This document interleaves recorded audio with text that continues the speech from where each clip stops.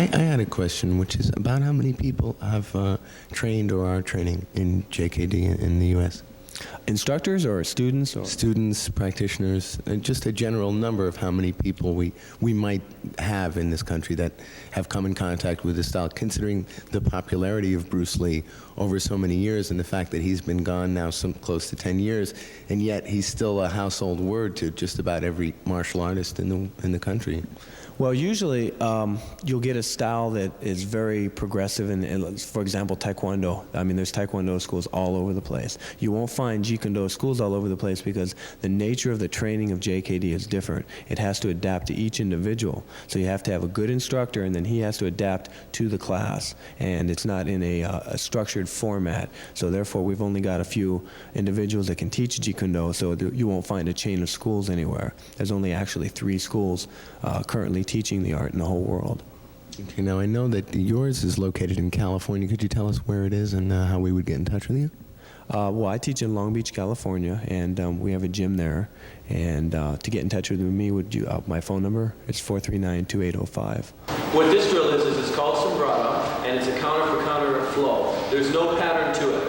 This is purely freelancing. Okay, ready? Salute. And go.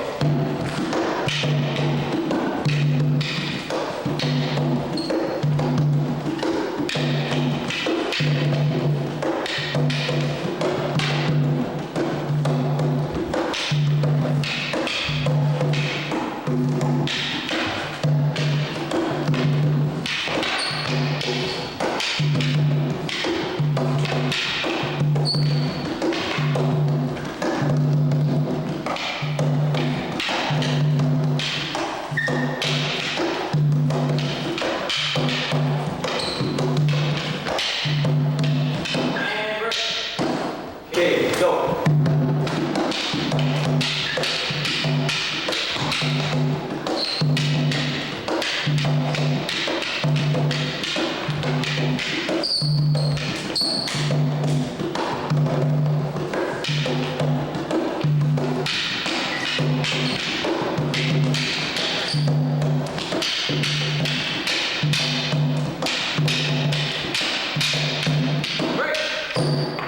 We've read in many magazines how Jeet Kune Do and Kali complement each other, and many of these articles make reference to Dan Inosanto. How would you compare your skills to Dan Inosanto's? It's sort of like comparing apples and oranges. I'll just say the analogy would be if Dan's here, I'm here. And that's the best way I could state that. Dan is just in his own field. He's out there all by himself. Okay, now in terms of these writings about how Jeet Kune Do and Kali complement each other, how do we explain that? Is that partly to do with Bruce Lee's background? Well, what you have is Dan started training with Bruce back in '64, and he saw Bruce was quite a different individual. He had attributes that were way out there, like Bruce Jenner will say. And Dan figured out that for anyone to get that good, it's going to take a different method of training. Bruce was a natural. His speed, his power, his timing was just 1 in a million. So what Dan discovered was, along with training with Bruce, he was also training with Filipino masters, and he saw a lot of the same characteristics. So he saw that the weapons actually turbocharge your attributes to get you a lot quicker, a lot more powerful. Your timing is much better. So the blend of Kali, the weapons of Kali, help your attributes in JKD. And then vice versa. The JKD, we call economy of motion, which is a very important principle in JKD, which is keeping everything tight and structured and crisp. And that blends with the Kali. Some movements that are a little bit wide in Kali, we take the JKD mentality and tighten them up. So the two arts complement each other real well. This next section is called single stick sparring. We're not going to make any contact because we don't have the equipment. They're just going to be out long range, and everything they'll be doing is responsive to the other person. They're not just arbitrarily spinning the stick out there, but they're being responsive to the opponent. Okay, you guys ready? Salute. And go.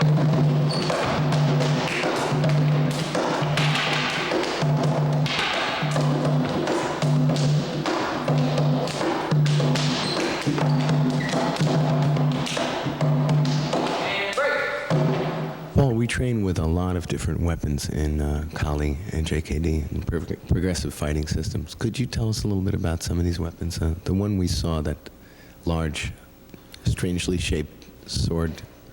Yeah, this is a kris. This is a large kris. There's many different variations of shapes to it. We train with basically 12 different weapons. You've got your flexible weapons, you have your staff, your double stick, your single stick, your long and short, your single dagger, your double dagger, your palm stick. It's basically to conform with anything you can pick up in the street. Pool cue might stand for a staff, a palm stick could be a rock, a long and short could be a Coke bottle or an antenna off a car. You know, so basically we've got all 12 weapons and applicable to anything in the street.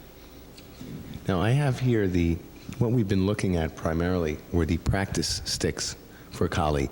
Could you tell me what this stick is made out of and what sets it apart from This is the called bamboo? iron bark. I believe this is the only wood that doesn't float. This actually sinks. It's very hard wood. And back in the Philippines, they would actually fight with iron bark against swords, and this would come out a lot. Breaking the sword, actually. I think it's about the hardest wood known to man, to my knowledge.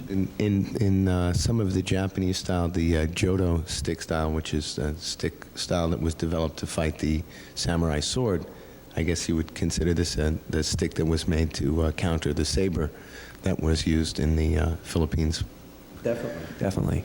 This next drill we call Panantukan and Panantukan, which is Filipino kickboxing.